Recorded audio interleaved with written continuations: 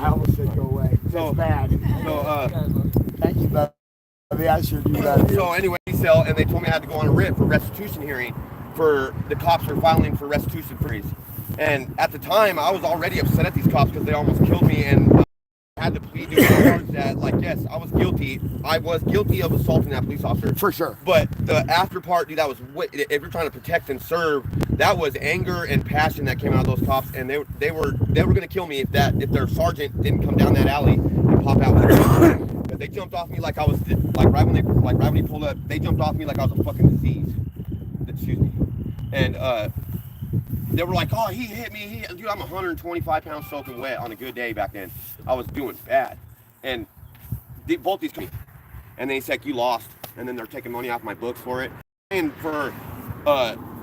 and they had pictures of the injuries because they have to take pictures of them. And the injuries were, he had scrapes across his knuckles. Okay, how did I do that? You know, I mean, that's from you trying to violently attack somebody with your fist and you missed. And then his shin had a big scrape on it too. And that's what I paid $3,500 for. So I'm gonna step in here right now. So right as soon as I hit the cop, I almost feel like he deserves everything he gets after that. I'm gonna say that out loud because I'm Lucas Gene Kwame and I can. Because I'm gonna tell you something. If you hit me in the mouth, I'm gonna beat you to a pulp. If I was in the right state of mind, I would. And you dig what I'm saying? If you hit me in the mouth, I'm gonna beat you to a pulp if I can. Now, check that out. I didn't sign up for the badge. I signed up to go to prison. That means I don't have any rules. The police are the one that abide by the rules. They took an oath to it. They took an oath to. In fact, it's their everything. If I hit a cop in the mouth, they are not supposed to attack me like that. They're trained to subdue. They're right, but you got to get, and then at that point in time, you still have to say, look, these guys are humans. That cop that did what he did to me, he is a human. He made a rash decision on a whim, dude, and it was a terrible decision. He got excited. I don't know, maybe since I was in handcuffs, I don't understand, why he slammed me while I was in handcuffs. I just don't. I don't know, I keep bobbing all over the place. I like questions.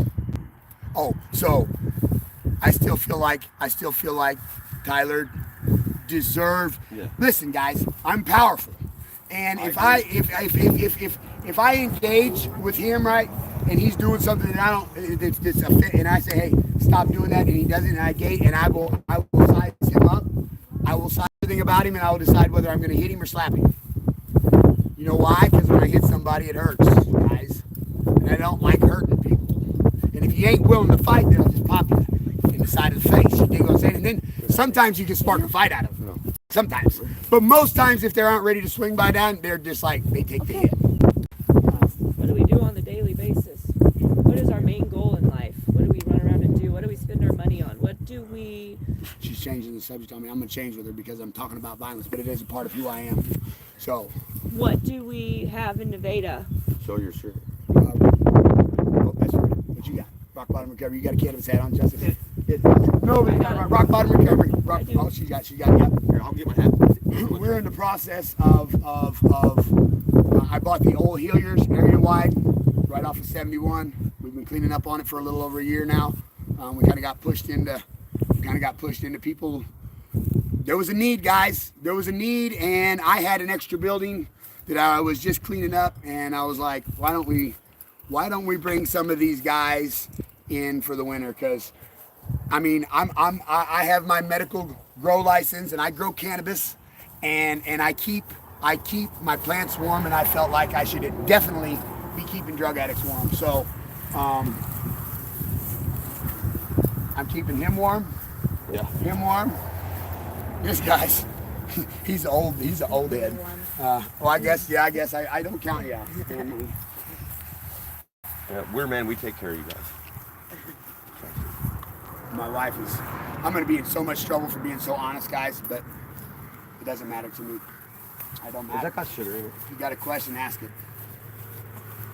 Oh, let's talk about this. So this is what I did.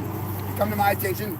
that the new chief of police and his wife do not care for drug addicts. Do I know whether this is true or not? Absolutely not. This is what was told to me by some personal friends, and they don't really care for people that help them. And I just doubt that that's, well, it could be true because I really don't like drug addicts sometimes either. So and that we were dealing drugs and we were doing that. So before I went to meet with the lawyer in Kansas City the day after, I stopped by CMH. I stopped by CMH and I had them draw my blood so we could do a full tox on my blood. I then had a huge problem with anxiety, and I'm not going to dump off into it right now because I can't afford to have an episode right in front of you guys. And whenever they start, I can't stop them, and I'll have to leave and go take care of myself. But so my anxiety, my anxiety, I feel like I traveled back 10 years, so I have huge anxiety.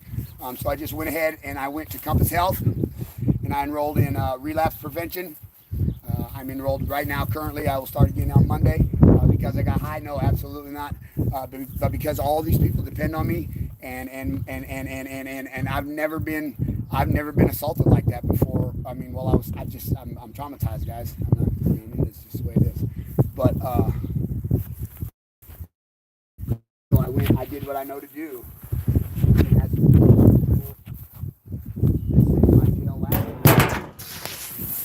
that's pathways, and I'll feel what's over. I owe my life to Alfia the sober. She's the one who saved me. She don't like to take credit for it, but she's the one that taught me to think about things and think things through. And she just really spent a good solid 3 years lining me out, and she was and still is a huge part of my life on a daily basis. Thank you, Althea. I mean, you don't like to take credit for what you do, but you know, if you don't reach your hand out and you don't save Lucas, guys, then there's not a Michelle and there's not a Tyler. There's a Keaton that's in foster care. There's enough of that going on, guys. There's enough of that going on, and we have a high success rate. Absolutely not. Absolutely not. Our success rate is real small compared to the problem.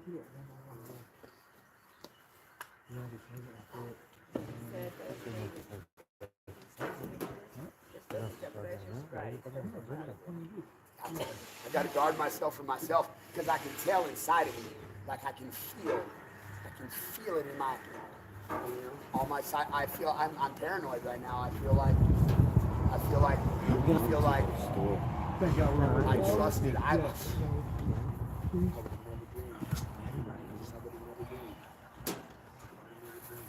I guess I got used to being able to talk to my chief.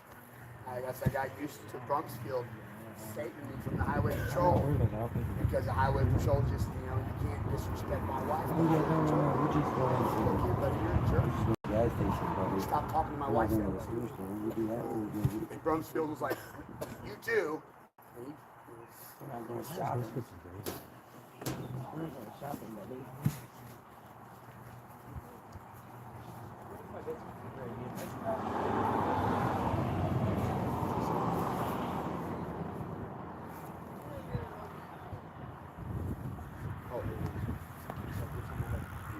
Everything's good. No. Oh, and then I count on you. Okay, yeah. So then I took a UA at, no, let me tell you right. So we went to Kansas City, the Independent Center, and then we went to Buffalo Wild Wings, and I'm going to keep it 100% raw, unedited. So they put me in jail that night. And so they tried to do all kinds of crazy stuff. They tried to charge me with a KPS warrant or something, or an AFL, all kinds of craziness. So instantly I felt like they were trying to bury me underneath the jail. They wouldn't let me use the phone or anything like that. So I was like, I stopped off and I had my blood drawn, and I was like, surely nothing else. God, you're being crazy. But it was nagging in my brain. So I keep drug tests with me for my guys. And I had an older expired in 23. So I was like, here, I'll just use this one. So I went out to the truck while we're all at Buffalo Wild Wings, and I peed in the truck, I peed in the cup, I put it on video, and I tested myself so that I could see for myself, because like I had felt like I had done, I just felt like I was, it made me feel dirty, you know. I felt like I got punished. I felt like I got a spanking for being the bad boy and running my mouth.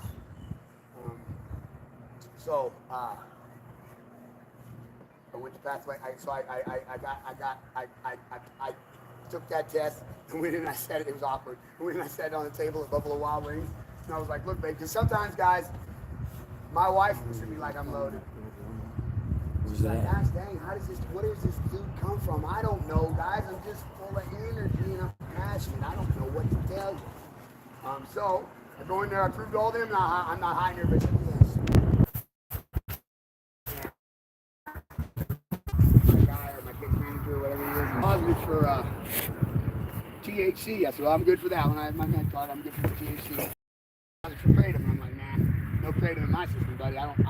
So now my mind's like, did they put kratom in my stuff? And I'm like, oh God, now the blood's gonna come back with kratom in it. Kratom is a legal substance, but it doesn't matter. I had 0 in my deal. So he's like, hey, I'll just have it retested. So about 3 minutes later, the nurse came in and said, hey, I ran it 2 more times, and so I came up with a clean UA at Compass Health, everything but THC. So, and then we're gonna go ahead and put the ice cream cake. Anybody's got, we'll document all this stuff whenever we get the papers. We'll go ahead and I'm gonna go ahead and go to Springfield and do a nail and a hair test. I can't get in there because I shaved my head, but we'll get the longest hair I have. So just so that we can I'm just gonna show you guys, because I'm so sick and tired of everybody. I'm tell you guys, man, if I'm high, you'll never see me. You won't see me. I'm scared of my own shadow. I turn into a coward. I feel like everybody's watching me. I turn into a coward. If I got high and you would just leave me alone, I would just sit in the house and be high. You know what I mean? That's what I do. I don't get high and go outside. I just don't do it. So you can bet if I'm out and about, I'm not high. It's just not gonna happen. If my trucks are moving, there's nobody's high. Do I have the occasional drug addict that gets high? Yes. It happens. There's nothing I can do about it. I do my best to keep my guys sober, but it is what it is. You know, it kind of sucks around here, because when you get a friend, so when you get it, so say you guys are looking at Tyler right now. Guess what? If Tyler decides to put a needle in his arm, then I lose my mechanic. Boom. You know how fast that happens? That fast. That happens as fast as Tyler and Miranda going to the Mexican restaurant, deciding that they're going to share a margarita. Nah, bro, let's have 2. They have 2. Walk outside. Some dude's looking at Miranda's butt. She says something. He says something. He's like, piss on you. Next thing you know, they're in a fight. Hey, I need some dope, bro. She blah, blah, blah, blah, blah. Next thing you know, he's high. And then I'm going to tell you something. As soon as this man's high, it's going to be a moment of silence before she's high. Yep. It's coming right behind. She might resist for a minute, but I'm going to get you to party with me. And it's just the way that it's going to be. So whenever you employ drug addicts, I lose money sources. You know what I mean? I lost money sources because of addiction. I mean, I pay the ultimate price. Is that why we started a men's recovery house? Yeah, we started a men's recovery house because I guess Cody started it. When I picked Cody Marshall up, he was walking down Allison Road. And I had been watching Cody for years. And at the tire shop and stuff, we called him the dirty guy. And I was his dad's plumber. And I just kind of watched him from afar. I don't know why. I was just always drawn to the kid. He never really said much to me, but I was just drawn to him. And so I always watched him. He's a hard worker. I think I spotted the hard work, because he never said nothing. And so I was watching him, and he's always had a car, and I passed him on the road, and he was walking. And I thought it was him, and I looked in my side mirror of my brand new truck, and I watched 3 cars go out around him. And I said, oh man. So I pulled in the drive right there on Allison, come out. I said, hey man, you want to ride? He said, yeah, I'd take a ride. He got in, I said, where you going, buddy? He said, well, I'm going to go up here to my girlfriend's. I'm going to knock on the door. She's going to come to the door and she's going to tell me to leave. broke up with me, and she's got a new boyfriend. I'm just going to go over there and at least knock on the door, and maybe she won't tell me to leave. And 'cause I really just don't know what I'm doing. So I said, well, stick around with me. So I brought him out here. He didn't really know me. I brought him out here, and I sat right in the drive over there in my truck, looking up at my farm, and we talked. And at that point in time, my buddy Brian Tucker is running a recovery house called the Maple Street House in Kansas City, Independence. And I offered to take him there.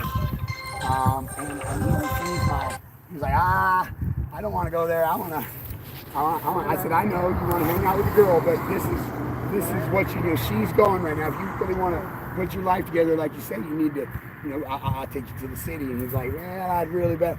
So I'm just going to tell you folks, though, so if I offer you my help and you put conditions on my help, then my help becomes unavailable. And so we were right there where I was getting ready to back the truck out and take him back where I picked him up. And he said, man, I just want to go back to work. And I was like, oh. So I have to tell another story that I'm going to tell on Judge Dawson here. Not the Judge Dawson now, but Judge Dawson Sr. This was back in the 2000s, early 2000s. I wound up in Judge Dawson's chambers on a drug manufacturing charge, creation of methamphetamine, and I was standing there. I come into his office. I'll never forget it. His boots. He had cowboy boots up on the table, and he was just a regular cowboy. And we were standing there talking in the chambers about whatever. And he said, why do you? I didn't have all these tattoos, man. I just had this one. He said, why do you have a pipe wrench on your arm?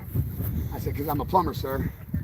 He said, you're a plumber? He said, what in the hell are you doing in here cooking meth and high on meth? I said, well, I had 6 years of sobriety. I was going through a divorce, and the pain was too much. I stuck a needle in my arm.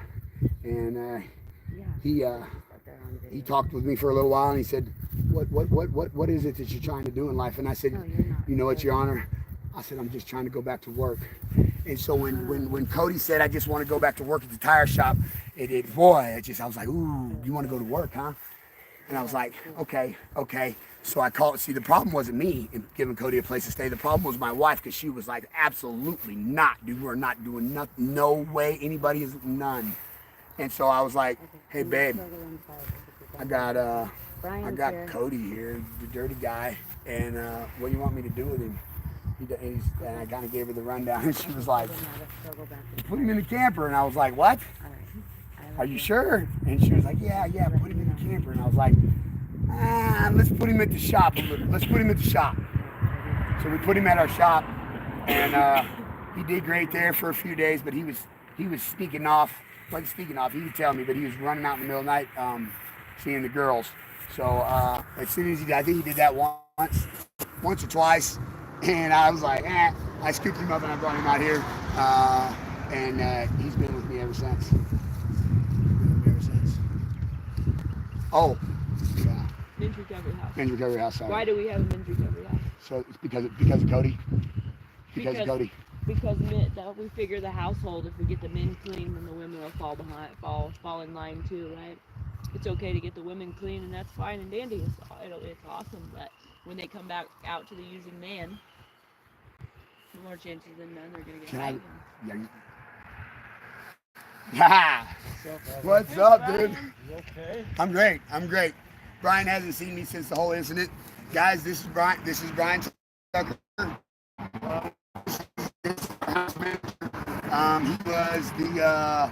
I'm not gonna tell his story. I'm gonna let you bust off into a little bit of whatever you want, Bubby, about where you come from as far as the Maple Street House is concerned, and what we're trying to do with the men's recovery house in Nevada. I am Brian Tucker. I'm from Shell City. I'm a lifelong drug addict, and after 40 years of beating myself in the ground from drugs and alcohol, I went to the Maple Street House, a recovery program like Rock Bottom Recovery, and I started out as a van driver, worked a regular job, got a job as a van driver, and then I got a job as the manager, then I became the program director, And here, March 19th, in a few days, I'll have 6 years sober. Would have had 7 years, but somebody got me a car. And I bought him a car prematurely. Yeah. The day that I bought this guy a car, I left. he left You and left me got a pocket high. full of money, too. The day he wouldn't even I bring him a car, and he won't even answer my text messages. Anyway, go ahead. Sorry. But, yeah. That car? No, that's It was a wrong. red No, one. no, I still got pictures of it, but yeah, that's my story. Now I'm down here, bought mom and dad's house, and living in Shell, trying to help the community down here in El Dorado Springs, Nevada, surrounding communities, and help drug addicts and alcoholics like myself. let's touch on that. Let's touch on so we're not interested in the drug court participants.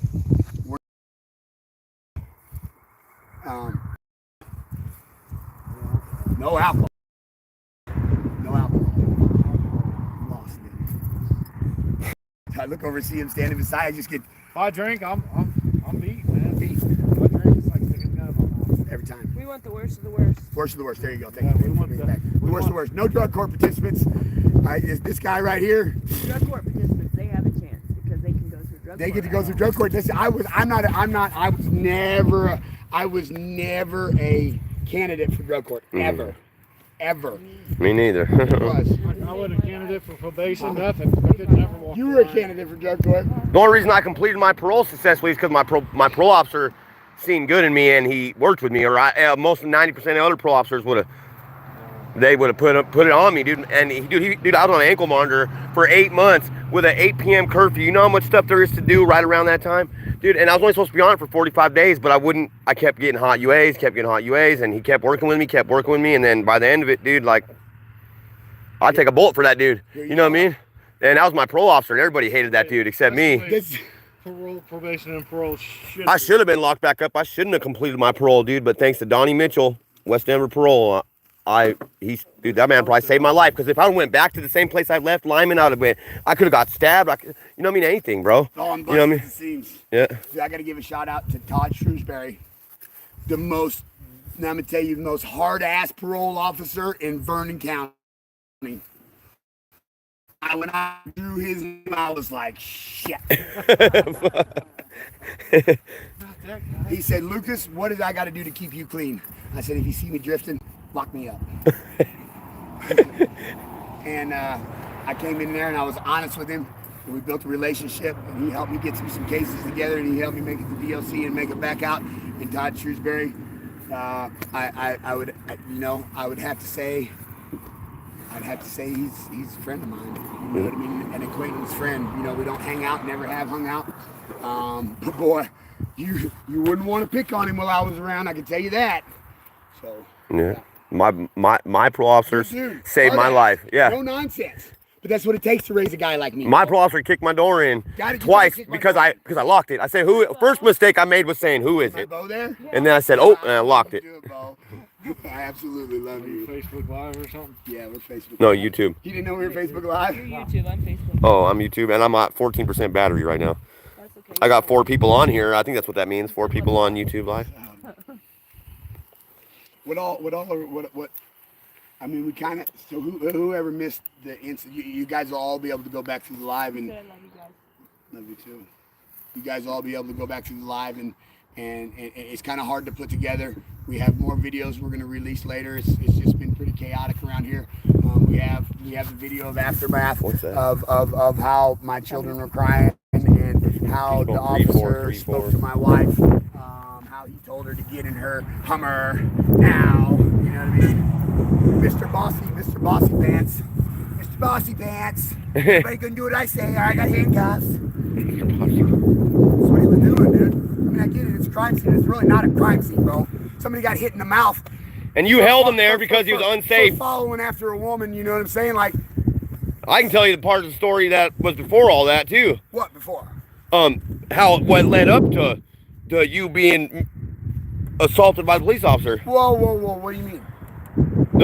The part where the drunk man on the motorcycle followed your wife. How do you know that? Dude, I You're told outside you. where? I told you that. Bubby, I haven't heard anything you said for the last 3 days. So, well. You ain't been All right. around. Yeah. Barely. I ain't been around. Okay. Got a concussion, buddy. Anyway, so what happened that day? Me and my wife just got done with our visit with our kids. We were coming back to our place for the meeting, the place you put us in.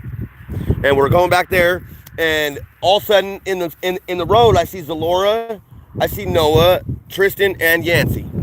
And I haven't seen Yancey in a while because Yancey's with our doozer. So God, you're a handsome fella. So thanks. What are talking about? No, anyway, so anyway, so I get out, and right away I'm already taken back because I don't like drama. I'm like, what's Yancey doing here?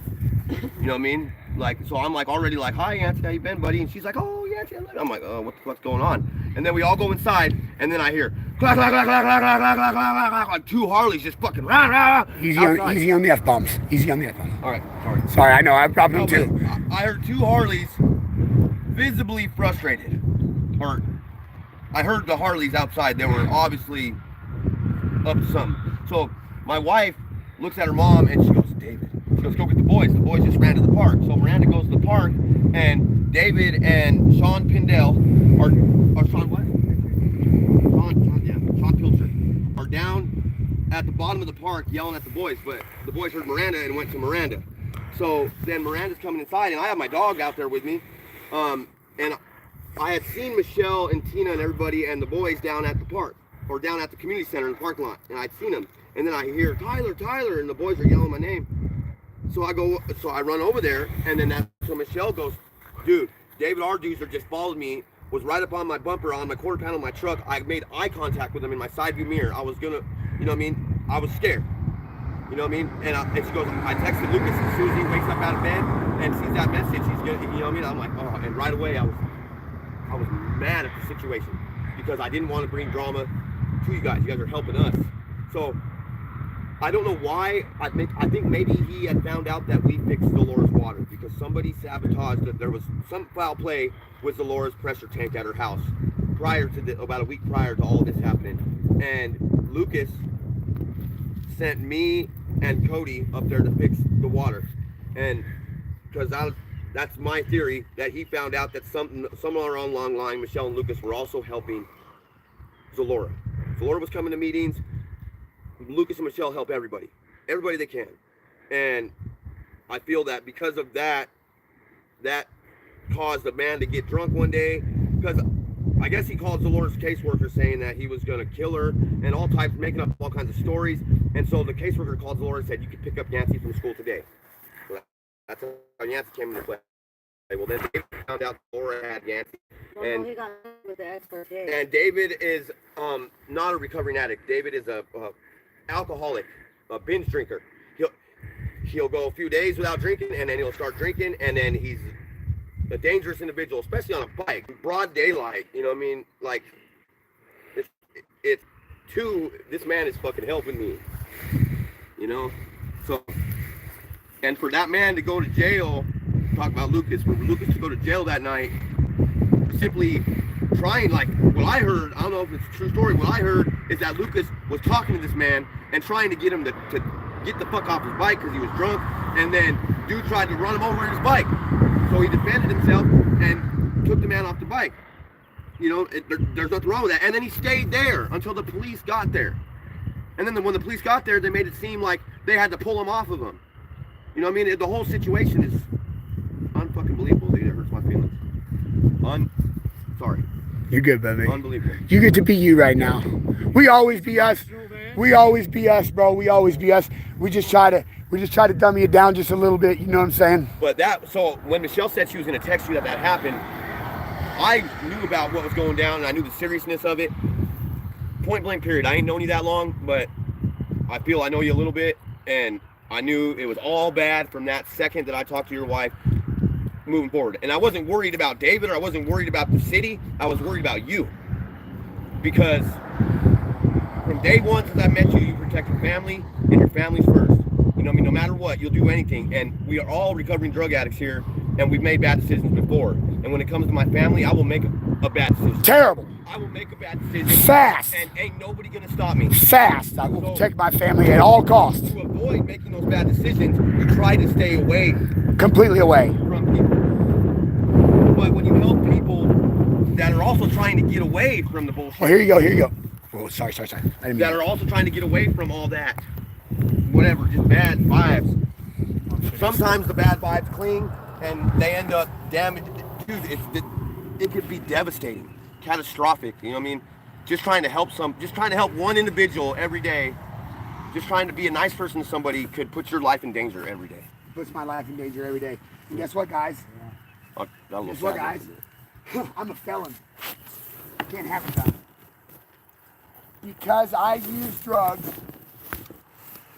I'm at the whole world's mercy. My kids, my farm, my family. Turns out this is all I got, guys. This is it. You know what I mean? Because of the decisions that I made. And I ain't that bad of a mofo, but I'll tell you what. I ain't either. I'm nothing. So when I had Cody on the phone, and I apologized to him. I said, Cody, I was getting ready to turn at the old O'Reillys, and there's that David Argus, and I had Cody on the phone. I've been on Cody's phone. I was on there for 6 minutes with him from the time I passed him right out here.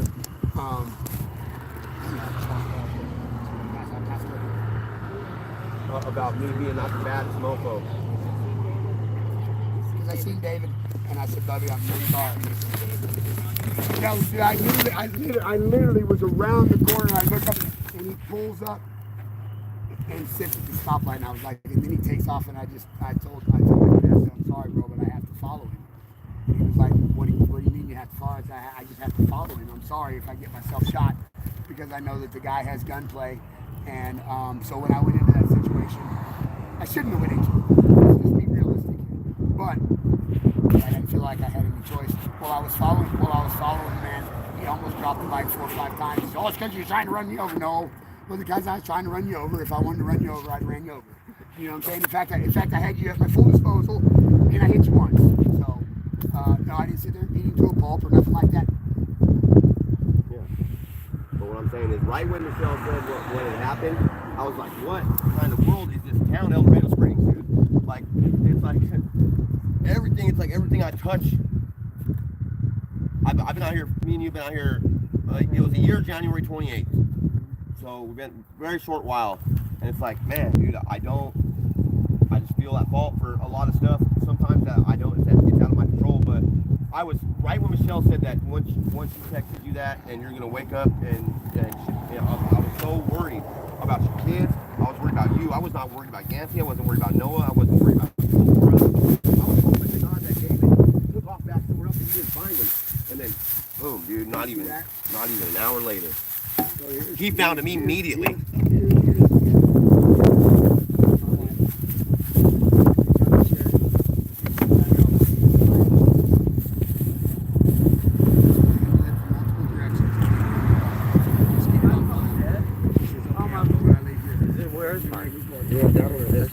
Nitros are good. I don't think so. What does she want? Take the green one.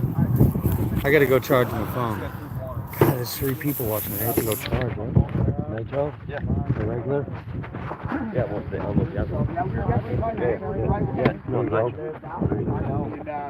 And then I got beat up by straight up beat up. But all the beds. Straight up beat up. I had it the whole time, but he took it.